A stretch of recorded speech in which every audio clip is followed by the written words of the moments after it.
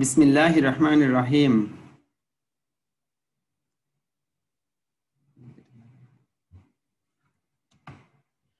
বিসমিল্লাহির রহমানির রহিম।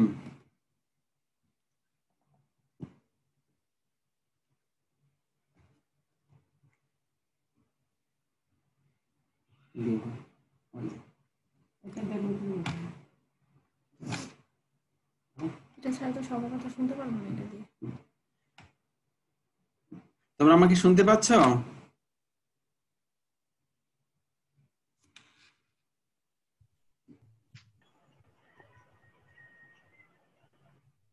স্যার আসসালামু আলাইকুম। ওয়ালাইকুম আসসালাম ওয়া রাহমাতুল্লাহ। তোমরা কেমন আছো? আলহামদুলিল্লাহ ভালো। আপনি আমাদের ভালো সময় আছেন স্যার? হয়েছে, আমরা কাজ শুরু করি না? তোমরা ভালো থেকো, আমরা কাজ শুরু করে দেই। লাগিয়ে দাও।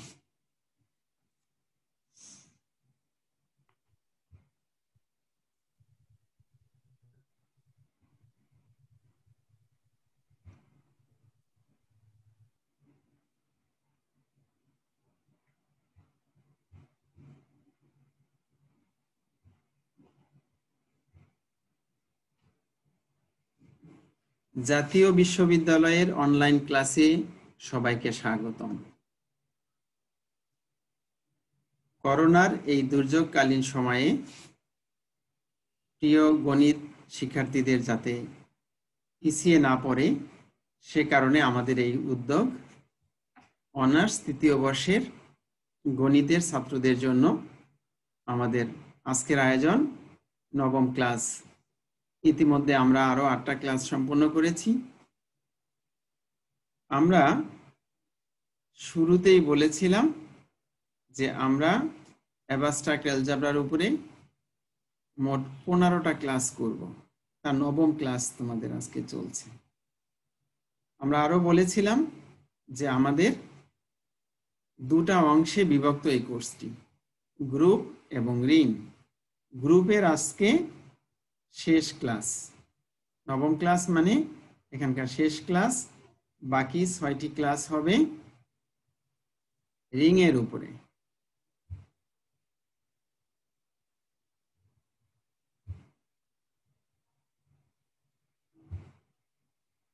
তো চলো আমরা কাজ শুরু করি।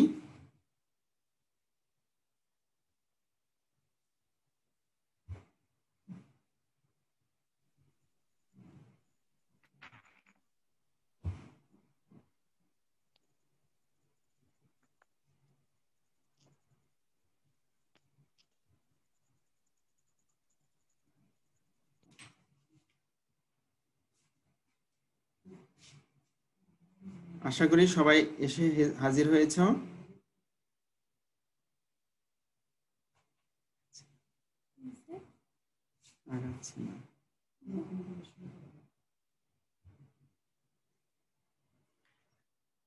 সবাই আমাকে দেখতে পাচ্ছ? আজকে যথারীতি প্রতিদিনের মতো আমি মোহাম্মদ হারুনুর রশিদ, সহযোগী অধ্যাপক ও বিভাগীয় প্রধান, গণিত বিভাগ, পটুয়াখালী সরকারি কলেজ, পটুয়াখালী, তোমাদের সাথে আছি অ্যাবস্ট্রাক্ট অ্যালজেব্রা নিয়ে নবম ক্লাসে। তোমরা সবাই মনোযোগ সহকারে গ্রুপকে আজকে ফিনিশিং দিতে হবে, কারণ গ্রুপের যে আসল বিষয় সেই সংজ্ঞাগুলি আমরা বিস্তারিতভাবে আলোচনা করব। কোথাও কোনো ল্যাকিংস থাকলে সেটা আজকে সমাধান করতে হবে। অতএব তোমাদের প্রশ্ন নিয়ে তোমরা সবসময় প্রস্তুত থাকবে।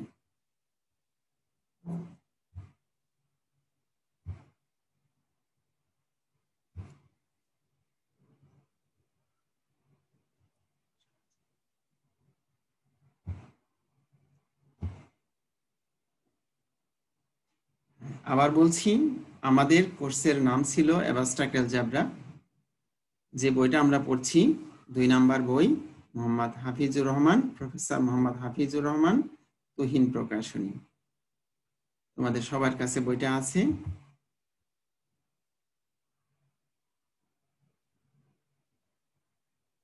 আমরা গ্রুপের বিভিন্ন যে চ্যাপ্টারগুলি ছিল সেগুলো যেই ক্রম অনুসারে বইয়ে সাজিয়ে দেওয়া ছিল আমরা সেভাবে করিনি, আমরা আমাদের মতো করে করেছি যাতে সুবিধা হয়।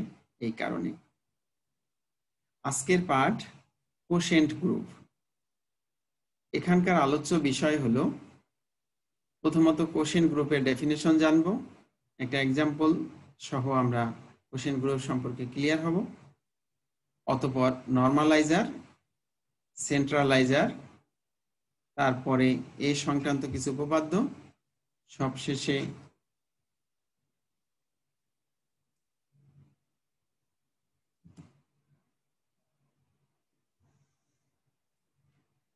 অনুবন্ধী উপাদান।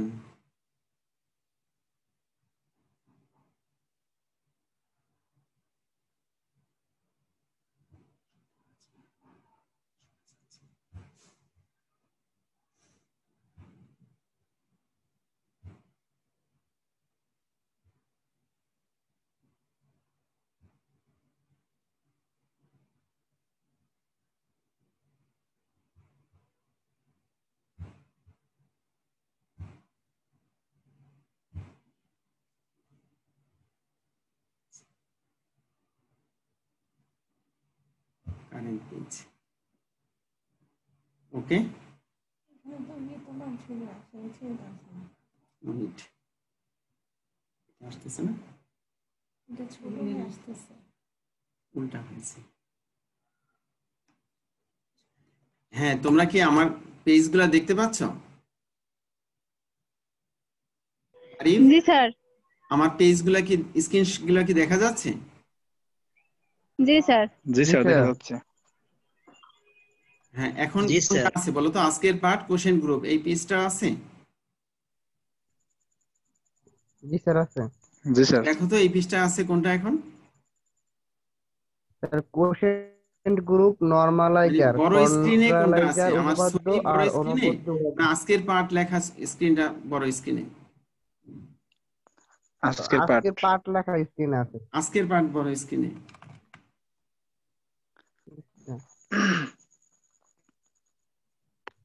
এখন দেখো তো বড় স্ক্রিনে কি আছে? আজকের পাঠ। ওকে, থ্যাংক ইউ। এখন বোধহয় ঠিক আছে, তাহলে চলো আমরা পড়া শুরু করি।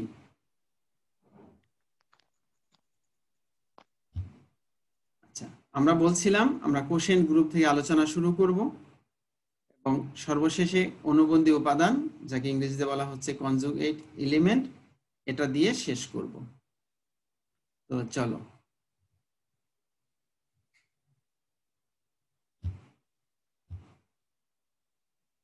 কোশ্চেন গ্রুপ, শুরুতেই নামটা বদলে গেছে, বিভাজিত গ্রুপ। কোশ্চেন গ্রুপের আরেক নাম। এতক্ষণ ধরে তোমরা কোশ্চেন গ্রুপ সম্পর্কে শুনে এসছো, হঠাৎ করে পিসটা উল্টে আমরা বিভাজিত গ্রুপ বললাম। কোশ্চেন মানে ভাগ, ভগ্নাংশ। এর ইংরেজি হলো factor group or question group. তো ইংরেজি শব্দ, তাকে বাংলায় বানান করে আমরা লিখছিলাম, তুমি যে কোনো একটা লিখলে চলবে। দেখো, মনে করি জি একটি গ্রুপ এবং জি এর একটি অব্যয় উপগ্রুপ এন। তখন গুণাত্মক কম্পোজিশনে জি এর মধ্যে এন এর সকল ডান কোসেট বা বাম কোসেট সমূহের সেট, যাকে আমরা জি বাই এন দ্বারা প্রকাশ করেছি, একে বলা হবে কোশ্চেন গ্রুপ।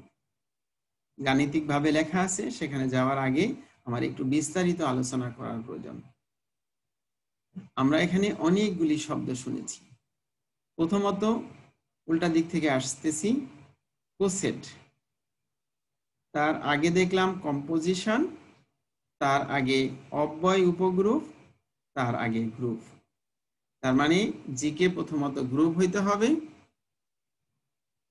এবং তার ভিতর থেকে একটি অব্যয় উপগ্রুপ নিব, সেখানে গুণাত্মক কম্পোজিশন থাকবে এবং গুণাত্মক কম্পোজিশনের ক্ষেত্রে আমরা এন এর কোসেট নির্ণয় করব। তারপরে একটা সেট পাবো, সেই সেটটাকে বলছি আমরা কোশ্চেন গ্রুপ। যাদের সবগুলি সংজ্ঞা মনে আছে তাদের জন্য এই টপিকসটা শেখা একদম ইজি হয়ে যাবে। আর যারা সংজ্ঞাগুলি এখনো শিখে নাই তাদেরকে আমি আজকের জন্য আরেকবার বলে দিব, অতঃপর তাদেরকে সেটা বুঝতে হবে। তাই আমি বারবার বলছি, তুমি প্রত্যেকটা সংজ্ঞা আগে থেকেই মেমোরাইজ করে নিবে। আমি পুরোটা আবার আলোচনা করে নিচ্ছি। বলতে পারো এখন বলছি পূর্ব পাঠের পুনরালোচনা। গত 8 দিন যাবত আমরা যে কথাগুলো শিখেছি তার মধ্যে প্রথমত ছিল গ্রুপ জি।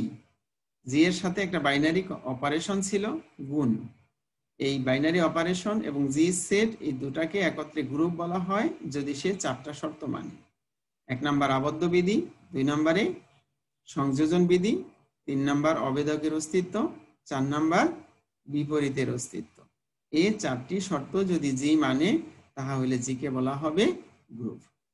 জি এর একটি non empty subset N, N কে উপগ্রুপ বলা হবে যদি এন জি এর সবগুলি শর্ত মানে, তার মানে নিজে গ্রুপ হয়। উপগ্রুপ হওয়ার পরে তাকে অব্যয় উপগ্রুপ হতে হবে। ইংরেজিতে যাকে আমরা শিখেছি নরমাল সাবগ্রুপ। নরমাল সাবগ্রুপের সংজ্ঞা তোমাদের মনে আছে, বিস্তারিত সংজ্ঞা না জানলেও চলবে, শুধু মনে রাখতে হবে G N G inverse N এর মধ্যে পাওয়া যাবে। জি হলো জি এর সদস্য, এন হলো এন এর সদস্য, আর জি ইনভার্স হলো তার বিপরীত। জি এন জি ইনভার্স এই উপাদানটা এন এর মধ্যে থাকলে তাকে বলা হবে অব্যয় উপগ্রুপ। এরপরে কম্পোজিশন আগে বলে ফেলেছি, সবশেষে কোসেট। কোসেটের সংজ্ঞায় আমরা বলেছিলাম সেখানে জি থেকে একটা উপাদান নিব, এইচ থেকে আরেকটা উপাদান নিব।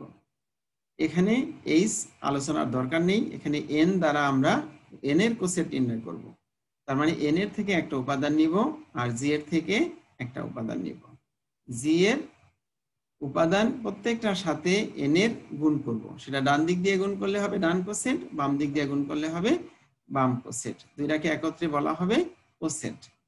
তার মানে এতক্ষণ ধরে যে আলোচনা আমরা করলাম তাতে দাঁড়ালো জি একটি গ্রুপ, এন হইল জি এর অব্যয় উপগ্রুপ, এন এর সকল কোসেট নিয়ে যে সেট তাকে আমরা জি বাই এন দ্বারা প্রকাশ করেছি। আবার বলছি, গ্রুপকে অব্যয় উপগ্রুপ দিয়ে ভাগ করেছি। তাহা হইলে যে সদস্যগুলা পেয়েছি সেটা ছিল ডান বা বাম কোসেটের সদস্য, সেটাকে আমরা বলছি কোশেন্ট গ্রুপ। দেখো একদম নিচে সংজ্ঞাটা একদম পরিষ্কার ভাবে আছে, জি বাই এন সমান সেকেন্ড ব্র্যাকেট শুরু, তার মানে একটি সেট, সেটের উপাদান কারা, এন এ, এন এর সাথে এ নেওয়া হয়েছে, এর পরিচয় কি, সে জি এর সদস্য। তার মানে জি এর সদস্য এন এর সাথে ডান দিক দিয়ে নিয়েছি, তার মানে ডান কোসেট। ডান দিকে দেখো আর একটা লেখা আছে জি বাই এন সমান এ এন, এখানে এটা নিয়েছি বাম দিকে, এটা হলো বাম কোসেট। তুমি ডান কোসেট নাও আর বাম কোসেট নাও, যেটাই নাও না কেন সেটাই তখন কোশেন্ট গ্রুপ হয়ে যাবে। আশা করি সবার কাছে কোশেন্ট গ্রুপ পরিষ্কার। এরকম কয়েকটা সংজ্ঞা আমাদেরকে জানতে হবে। তার আগে যা শিখলাম সেখান থেকে একটা উপপাদ্য জেনে নিই। উপপাদ্যটা খুবই সহজ। কোন চক্র গ্রুপের প্রত্যেকটি কোশেন্ট গ্রুপ নিজেও চক্র গ্রুপ, কিন্তু বিপরীত ক্রমে সত্য নয়। দেখো তোমাদের কাছে স্লাইডটা চলে এসছে, বর্ণনায় বলা হয়েছে কোন চক্র গ্রুপের প্রত্যেকটি কোশেন্ট গ্রুপ নিজেও চক্র গ্রুপ, কিন্তু বিপরীতটা সত্য হবে না। তার মানে আমরা যদি চক্র গ্রুপের কোশেন্ট নেই তাহলে সে চক্র গ্রুপই হবে, কিন্তু উল্টাটা সত্য হবে না। উল্টাটা কি, কোশেন্ট গ্রুপ চক্র গ্রুপ হবে না। প্রমাণ, মনে করি এ দ্বারা সৃজিত একটি চক্র গ্রুপ। তো একটু আগে যে পুনর আলোচনা করেছিলাম তার মধ্যে কিন্তু চক্র গ্রুপ ছিল না। চক্র গ্রুপ কাকে বলে, যদি এ টু দি পাওয়ার এন দ্বারা জি এর সবগুলা সদস্য সৃষ্টি হয় তাহা হইলে একে বলা হবে সৃজক। তার মানে এ দ্বারা সৃজিত একটি চক্র গ্রুপ, জি এর একটি উপগ্রুপ হলো এন। এখানে জি চক্র গ্রুপ, এন হলো তার একটা উপগ্রুপ এবং সেও চক্র গ্রুপ। আমরা জানি প্রত্যেক চক্র গ্রুপের উপগ্রুপ একটি অব্যয় উপগ্রুপ, এটা আমরা প্রমাণ শিখে এসেছি। ইহা অনুসরণ করে যে এন হলো জি এর একটি অব্যয় উপগ্রুপ। এখন আমি একটা কোশেন্ট গ্রুপ বা বিভাজিত গ্রুপ G/N বিবেচনা করছি। আমরা দেখাবো এই G/N চক্র গ্রুপ হবে এবং সে Na দ্বারা সৃজিত হবে। একটু আগে শুরুতেই বললাম A দ্বারা সৃজিত, এ দ্বারা সৃজিত ছিল G, আর চক্র গ্রুপ তো A দ্বারা সৃজিত হলে হবে না, চক্র কোশেন্ট গ্রুপ Na দ্বারা সৃজিত হতে হবে। আমরা বলছি ডান কোশেন্ট বা বাম কোশেন্টকে বলা হয় চক্র গ্রুপ। এখানে আমরা Na না লিখে কেউ যদি An লিখে তাহলে তারটাও সঠিক উত্তর হবে, কেউ যদি দুইটাই লেখে তাও সঠিক হবে, কেউ যদি বলে Na বা N তাও ঠিক, কারণ আমরা বলেছি Na মানে ডান কোসেট, An মানে বাম কোসেট, ডান অথবা বাম কোসেট, অথবা শব্দটা ব্যবহার করেছি। ঠিক আছে, তার মানে বিশেষ নির্বাচনটা একটু লম্বা মনে হচ্ছে না? দেখো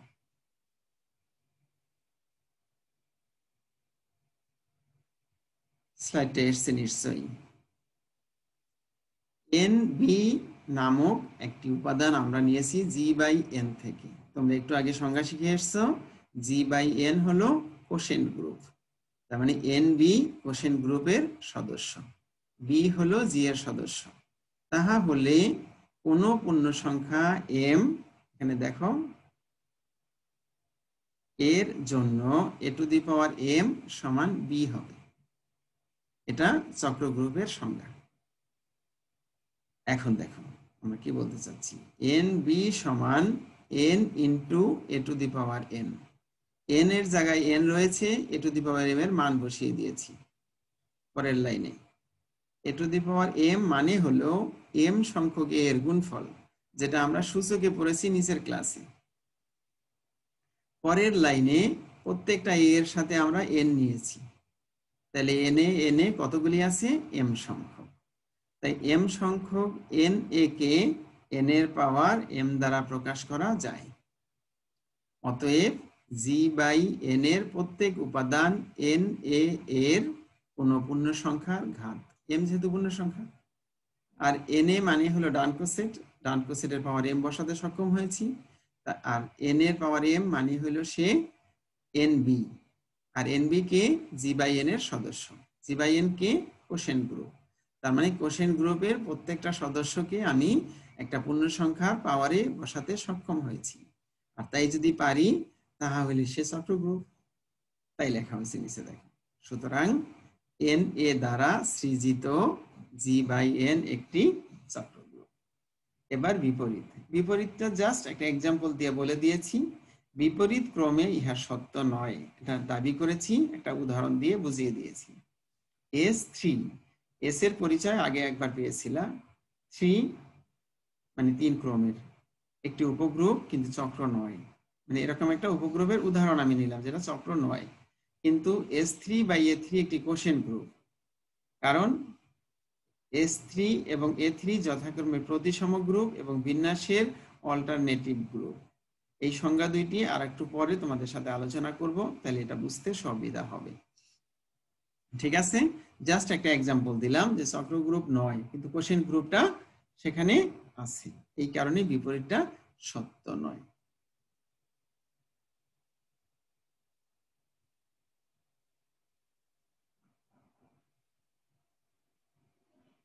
আমরা এবার অন্য নতুন একটা শব্দ, নরমালাইজার। নরমালাইজারকে বাংলায় বানান করেও লেখা হয়েছে, এর ইংরেজি নরমালাইজার, বাংলায়ও নরমালাইজার, কিন্তু বাংলা অর্থ করলে দাঁড়ায় উপগ্রুপের অবয়ব। তাহলে নরমালাইজার অফ এ সাবগ্রুপ। তোমরা সাবগ্রুপ চিনো, এটা নিয়ে আমার কোনো কোশ্চেন নাই, কারণ গ্রুপের একটা অংশ যে নিজেও গ্রুপ, তাকে বলা হয় সাবগ্রুপ। এখন এটা কখন নরমালাইজার হবে সেই সংজ্ঞা আমরা শিখতেছি। দেখো, মনে করি একটি গ্রুপ, মনে করি একটি গ্রুপ G এর একটি উপগ্রুপ H, N অফ H দ্বারা G এর মধ্যে H এর অব্যয়কে প্রকাশ করা হয়। তোমরা দেখে আসছিলা অব্যয় মানে নরমাল যেটা ছিল এক চ্যাপ্টারে, সেটার প্রতীক ছিল N of H. N of H দ্বারা জি এর মধ্যে এইচ এর অব্যয়কে প্রকাশ করা হয় এবং তার সংজ্ঞাটা নিচে 3টা সংজ্ঞা দেওয়া আছে। সেটা হলো নরমালাইজার বা normal N of H. N হলো নরমাল থেকে আনা হয়েছে, আর এইচ হলো জি এর একটি সাবগ্রুপ। এই সেটের সদস্যগুলি হবে জি এর সদস্য, জি স্মল জি। কোন জি? জি এইচ সমান এইচ জি, মানে বামকো সেট আর ডানকো সেট যদি সমান হয় তাহা হইলে সেইগুলি হবে নরমালাইজারের সদস্য। আরো 2 ভাবে দেখানো আছে। জি ইনভার্স এইচ জি সমান এইচ হতে পারে, অথবা জি এইচ এইচ ইনভার্স সমান এইচ হতে পারে। এখানে স্মল এইচ এর পরিচয় দেওয়া হয়নি, এটা বোঝার অপেক্ষা রাখে না যে স্মল এইচ হলো ক্যাপিটাল এইচ এর সদস্য আর স্মল জি হইল ক্যাপিটাল জি এর সদস্য। আমরা যখন নবম শ্রেণীতে সেট করেছিলাম তখন বলেছি যে সাধারণত সেটের উপাদানকে স্মল লেটারে এবং সেটকে ক্যাপিটাল লেটারে প্রকাশ করা হয়। সেই কারণে আমরা এইচ এর পরিচয় না দিয়ে সরাসরি লিখে ফেলেছি জি এইচ জি ইনভার্স সমান এইচ। তুমি যদি এর পরিচয় ওখানে দিয়ে দিতে চাও তাহলে কোনো সমস্যা নেই।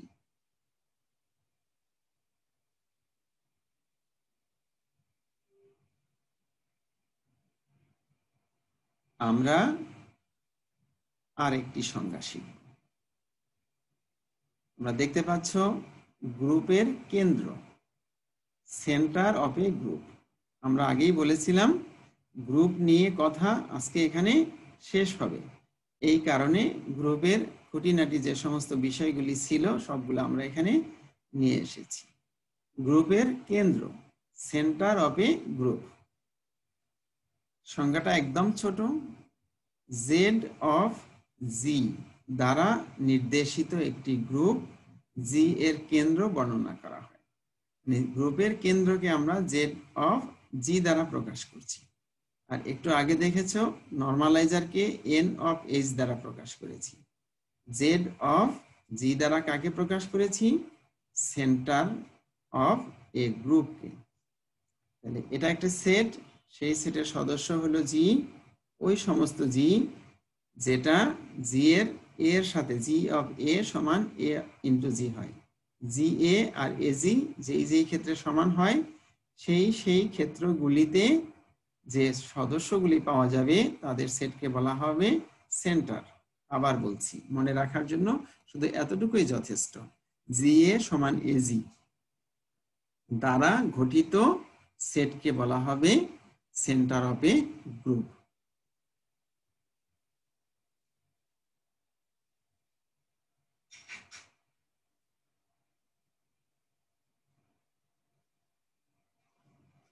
আরেকটি নতুন শব্দ, কমিউটেটর উপগ্রুপ। কমিউটেটর ইংরেজি শব্দ, একে বাংলায় বানান করে লিখেছি, এর বাংলা করা হয়নি, অতএব তোমার বাংলা জানার আর দরকার নেই। আর দরকার নাই বা কেন, কমিউটেটরই তোমার কাছে বাংলা। কমিউটেটর সাবগ্রুপ, এর আর এক নাম আছে ইংরেজিতে ডেরিভড গ্রুপ। তোমরা ডিফারেন্সিয়াল ক্যালকুলাস করেছ, সেখানে ডেরিভড কথাটা বলা হয়। তোমাদের কিছু কিছু উপপাদ্যে বলা ছিল derive the equation, derive the formula, এরকম কিছু কথাবার্তা ছিল, সেইগুলা হলো ডেরিভড, মানে যেখান থেকে সৃষ্টি করা হচ্ছে। তাহলে কমিউটেটরের অর্থ তোমরা পেয়ে গেছো।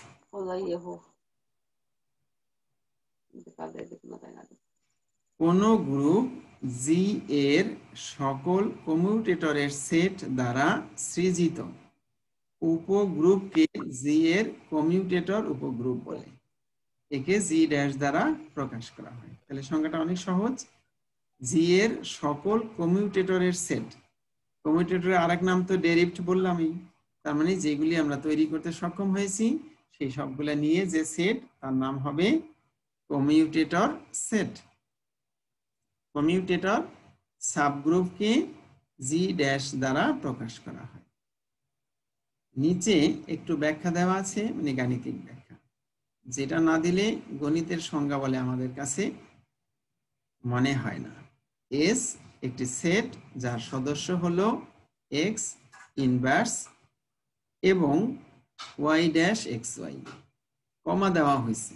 তার মানে পরিষ্কার দেখো, দুইটা উপাদান, একটি হলো এক্স ইনভার্স আর একটি হলো Y dash X Y. X Y থেকে আসবে, জি থেকে আসছে। ওয়াই ড্যাশ তাহা হইলে জি ড্যাশের সদস্য, আমরা বুঝতেই পেরেছি, যেটা এখানে বলে দেওয়া নাই। তাহা হইলে এই দুইটা সদস্য নিয়ে যে সেট তার নাম হইল এস। তাহলে এস কে চিনলাম, এস এর পরিচয় দিলাম একটা সেট, সেখানে দুই রকমের সদস্য আছে, একটি হলো এক্স ইনভার্স, অপরটি ওয়াই ড্যাশ এক্স ওয়াই।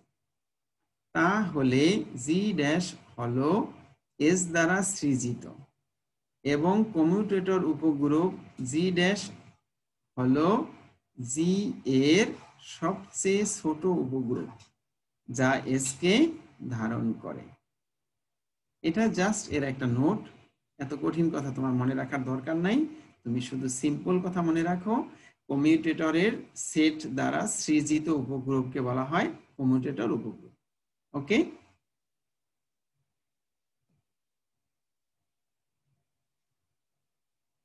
আর একটি নতুন কথা, এরপরে আর কথা বাড়াবো না, কাজে যাব। অতএব ভীতি বন্ধ করে একটু সর্বশেষ শিখে নাও। অনুবন্ধী উপাদান, কনজুগেট এলিমেন্ট। এই কনজুগেট শব্দটা তোমরা জটিল রাশিতে দেখেছো। একাদশ শ্রেণীতে একটা অধ্যায় ছিল জটিল রাশি, সেখানে অনুবন্ধী বা কনজুগেট শব্দটা ছিল। আমরা বলছি কনজুগেট উপাদান, পরে বলেছি কনজুগেট ক্লাস। তাহলে মানে একটা একটা করে আলোচনা শেষ করি। প্রথমে কনজুগেট উপাদান বা কনজুগেট এলিমেন্ট, বাংলায় অনুবন্ধী উপাদান। দেখো, মনে করি জি একটি গ্রুপ, একটি উপাদান জি থেকে নেওয়া হলো, আর একটা উপাদান বি এবং অনুবন্ধী উপাদান, মানে এ কে বলা হবে বি এর অনুবন্ধী উপাদান যদি, এই যে তৃতীয় লাইনে দেখো, এ সমান এক্স ইনভার্স বি এক্স হয়। এটুক মনে রাখলেই অনুবন্ধী উপাদানের সংজ্ঞাটা তোমাদের কাছে পরিষ্কার মনে থাকবে, যে জি এর দুটা সদস্য, একটা হলো এ আর একটা হলো বি। এক্স জি এর সকল সদস্য, এক্স ইনভার্স বি এক্স, এই উপাদানটা নাম হবে এ, এই উপাদানটাকে বলা হবে বি এর অনুবন্ধী উপাদান। তার মানে এরকম বলতে পারো যে বি এর অনুবন্ধী হলো এক্স ইনভার্স বি এক্স। কোনো একটা উপাদানকে তার X inverse B X, B উপাদানকে এক্স ইনভার্স বি এক্স দ্বারা গুণ করলে যে উপাদান পাওয়া যাচ্ছে সেটাই হলো তার অনুবন্ধী।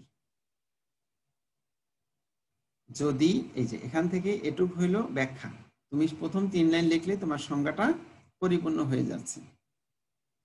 যদি এক্স সমান এ সমান এক্স ইনভার্স বি এক্স হয়, তবে ইহাকে আরো বলা হয় এ হলো এক্স দ্বারা বি এর রূপান্তর। তার মানে অনুবন্ধী হলো রূপান্তরিত সদস্য। যদি ওই সংজ্ঞা থেকে পেয়েছি এক্স ইনভার্স বি এক্স সমান যদি এ হয়, তাহলে এ হবে এক্স দ্বারা বা এক্স এর রূপান্তর, মানে এক্স দ্বারা বি রূপান্তর হয়ে এ হয়েছে। এই রূপান্তরকে নিচে সাংকেতিক একটা চিহ্ন দেওয়া আছে, দেখো এ আর বি মাঝখানে এই কনজুগেট, সি দ্বারা কনজুগেট বোঝানো হয়েছে। এখানে ইকুয়াল শব্দটা বইয়ে লেখা আছে, এখানে একটা ইকুয়াল চিহ্ন, অতঃপর উপরে সি। এটা আমাদের কম্পোজের সমস্যার কারণে আমরা এখানে আনতে সক্ষম হইনি। তুমি বইয়ের মতো করে লিখবে, সমান চিহ্ন একটু উপরে, তার উপরে সি, সি দ্বারা কনজুগেট বোঝানো হয়েছে। এ বি এর রূপান্তর মানে অনুবন্ধী, যেখানে যেখানে এরকম সমান চিহ্নের উপরে ছোট সংখ্যা মানে সি দেখা যাবে, সেটা দেখলে আমরা বুঝবো যে এটা অনুবন্ধী। এটুক মনে রাখলে আমাদের উপপাদ্য বুঝতে সুবিধা হবে। আর সংজ্ঞাটা তো পরিষ্কার যে এক্স ইনভার্স বি এক্স যদি এ হয় তাহলে এ হলো বি এর অনুবন্ধী। এর চেয়ে সহজ আর সংজ্ঞা নেই।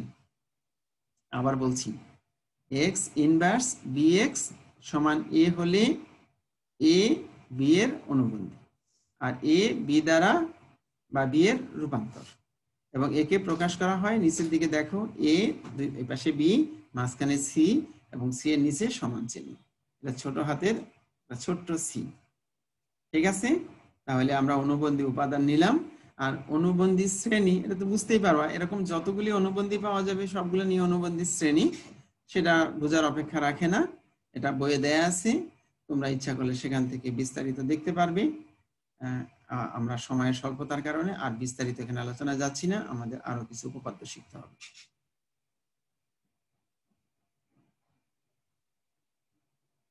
আমরা আগে একটা উপপাদ্য আলোচনা করেছি, আমাদের আরো একটা নতুন উপপাদ্য। স্লাইডটা নিশ্চয়ই তোমাদের কাছে পৌঁছে গেছে। এখানে এই উপপাদ্যটার বর্ণনাটা একদম সহজ। জি সম্পর্কের মধ্যে অনুবন্ধী সম্পর্ক একটি সমতুল্য সম্পর্ক।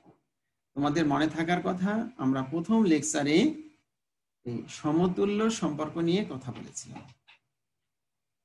সমতুল্য হওয়ার ওই ক্লাস যারা করে নাই তাদের মাথায় নাই, আর যারা পড়েছে তারাও ভুলে গেছে আমি জানি। আমি আরেকবার আলোচনা করে নিব, ভয়ের কোনো কারণ নেই।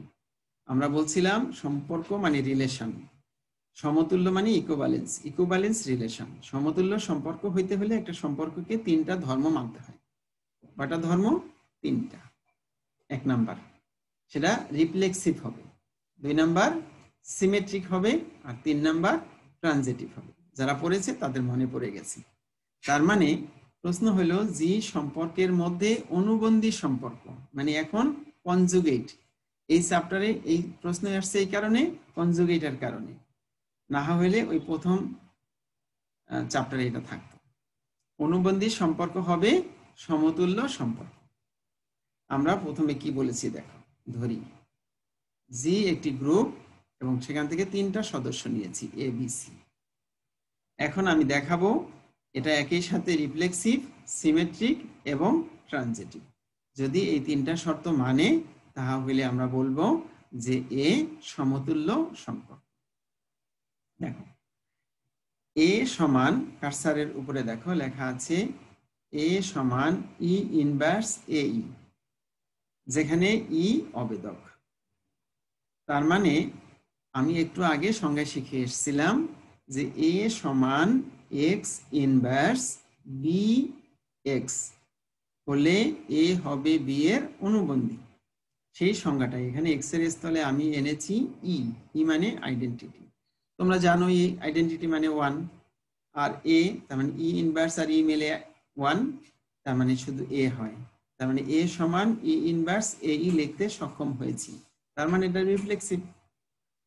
তাই বলা হয়েছে সুতরাং এ থেকে এ, দেখো এখানে এ এর বিপরীত বা অনুবন্ধী, এ এর অনুবন্ধী। এখানে কিন্তু কনজুগেট, এখানে কিন্তু লেখাটা একদম পরিষ্কার দেখা যাচ্ছে, সমান চিহ্নটা। অন্য জায়গায় পরিষ্কার বোঝা যাচ্ছে না, এটা শুধু কম্পোজের সমস্যার কারণে। তোমরা যাতে বুঝতে ভুল না হয় এই কারণে আমি বলে দিলাম, এখানে কিন্তু একটা সমান চিহ্ন দিয়ে উপরে সি বসানো হয়েছে। এখানে সমান আর উপরে সি মানে কনজুগেট, এ হলো এ এর কনজুগেট।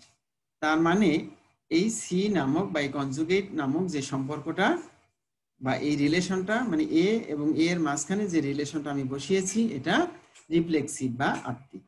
ওকে, নেক্সট সিমেট্রিক। এখন ধরে নিলাম এ বি এর অনুবন্ধী, তাহলে অনুবন্ধীর সংজ্ঞা অনুসারে আমরা লিখতে পারবো এ সমান এক্স ইনভার্স বি এক্স, এটা তোমরা জানো। পরে এক্স ইনভার্স এ এক্স এ এক্স ইনভার্স এর মানটা নির্ণয় করার চেষ্টা করছি।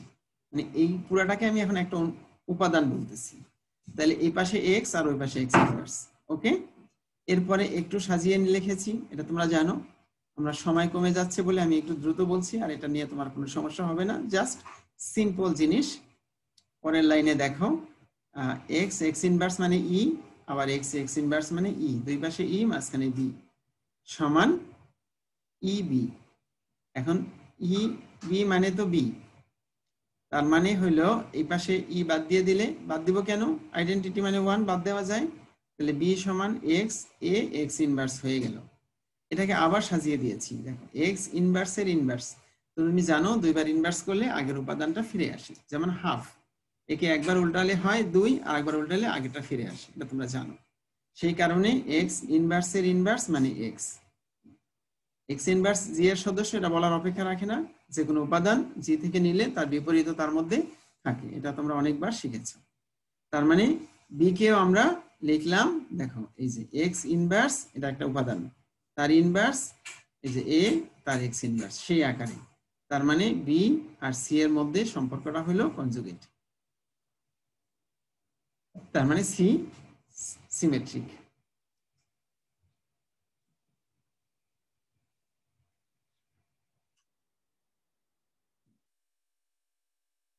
সর্বশেষ ট্রানজিটিভ, সংক্রমী, ইংরেজিটা লিখি নাই, তোমরা ইংরেজিটা লিখলেও চলবে, না লিখলেও চলবে, কোনো সমস্যা নেই, সংক্রমী নিশ্চয় মনে আছে।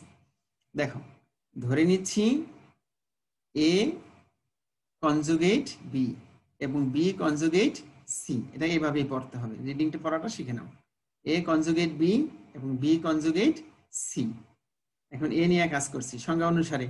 এ কনজুগেট বি হলে এ সমান X inverse B X, B conjugate C হলে বি সমান, অন্য উপাদান নিতে বাধ্য হচ্ছি আমি, আগে এক্স নেওয়া হয়ে গেছে এই জন্য এখানে ওয়াই নিলাম। পরে এ সমান ওই যে বি এর মানটা বসিয়ে দিয়েছি, এই যেখানে বি এর মানটা বসিয়ে দিয়েছি। তারপরে ব্র্যাকেট চেঞ্জ করার নিয়ম তোমরা জানো, সংযোজন বিধি। তারপরে সি ওয়াই এক্স বামে নিলাম। এরপরেরটা দেখো, তোমরা এই কথা জানো, ম্যাট্রিক্সে পড়েছো, বিভিন্ন জায়গায় পড়েছো, এক্স ইনভার্স ওয়াই ইনভার্স সমান উল্টে যায় ওয়াই এক্স এর ইনভার্স। আর এক্স ওয়াই যদি জি এর মধ্যে থাকে তাহলে তাদের গুণফলও জি এর মধ্যে থাকবে, কারণ জি একটি গ্রুপ, আর গ্রুপ মানেই হলো সে প্রথমত যেটা ক্লোজার ল মেনে চলে। তার মানে দেখো এখানে ওয়াই এক্স এর ইনভার্স আর এখানে ওয়াই এক্স, মাঝখানে সি, তার মানে এ সি এর কনজুগেট।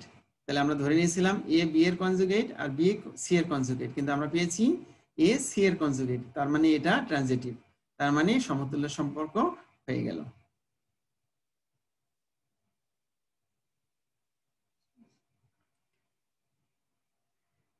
তিন নাম্বার উপপাদ্য, যদি গ্রুপ জি এর উপগ্রুপ হয় এবং জি এর সদস্য হয় তাহলে নরমালাইজার এন অফ এইচ, সেখান থেকে দুইটা শব্দ পেয়েছি, একটা হলো সে জি এর উপগ্রুপ হবে আর একটা অব্যয় উপগ্রুপ হবে, এই টাইপের কথা আমাদের আগে আলোচনা করা হয়েছে।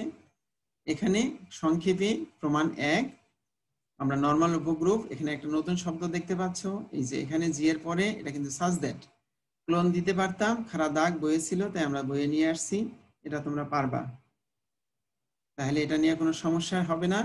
এর প্রমাণ 2, এটা 2 ভাবে দেখানো হয়েছে, দেখো এটা একদম সহজ, আমরা বাম কোষের আর ডান কোষের দিয়ে প্রমাণ করেছি, এটা তোমরা পারবা, এটা কোনো সমস্যা নাই।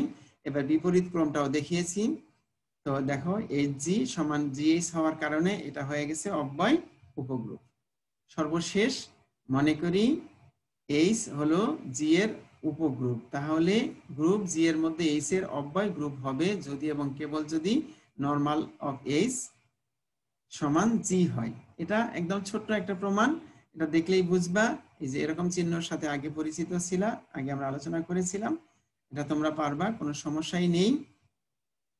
তাহা হইলে আজকে এই ক্লাসের সাথে সাথে গ্রুপ সম্পর্কে আলোচনা আমরা শেষ করতে সক্ষম হলাম। অবশ্যই নেক্সট ক্লাসে আমরা রিং নিয়ে আলোচনা করব, তাই রিং সম্পর্কে কোনো কথাই এখন আর বলবো না। তো শুধু মনে রাখবা যে গ্রুপের খুঁটিনাটি কিছু বিষয় সেখানে লাগতে পারে, রিং সম্পর্কে নতুন কিছু আর আমরা দিয়ে শুরু করব, এবং সেখানে প্রতি ক্লাসেই আমরা রিং নিয়ে কথা বলবো, এবং রিং গ্রুপের থেকে অনেক ছোট, তাই আমরা ক্লাস সংখ্যা